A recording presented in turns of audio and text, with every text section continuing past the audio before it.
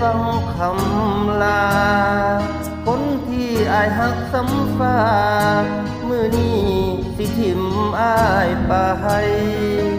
หากเจ้าเบิดหักอายบ่อยากสิฝืนหัวใจหักจนจากอายบ่อาจดึงใจให้เจ้าร่วมทา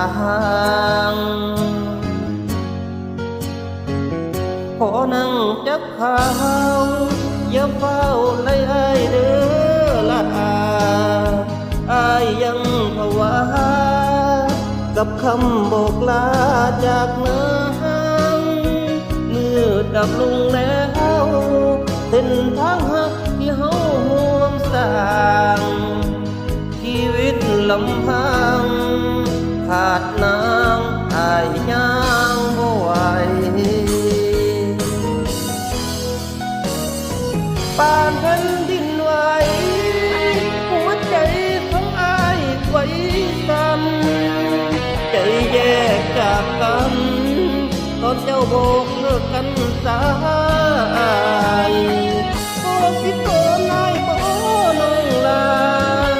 หูบ่ว่าอายปวดหัวใจเจ็บจนเกือบตายแค่เจ้าเอ่ยคำลา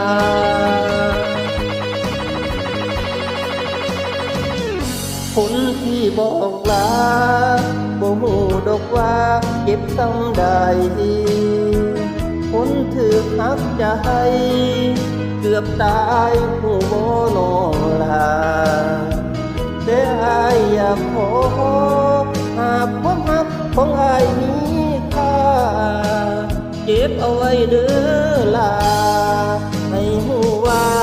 ยังมีอายคนนี้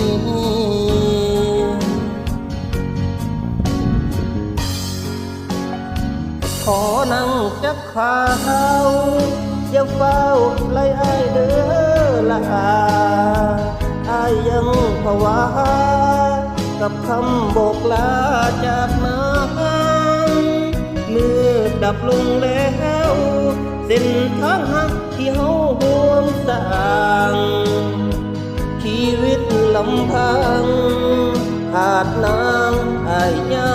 งบ่ไหว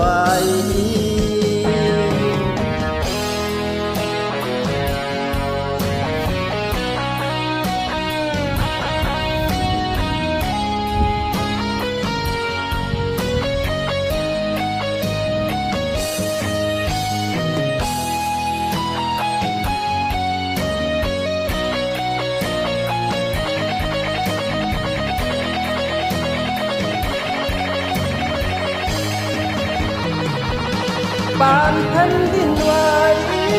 หัวใจของอายไหวสั่นใจแยกจากกันตอนจะบอกเลิกกันสายอายคิดตอนอายบ่น้องลาหูบ่ว่าอายปวดหัวใจเจ็บจนเกือบตายแค่เจ้าเอ่ยคำ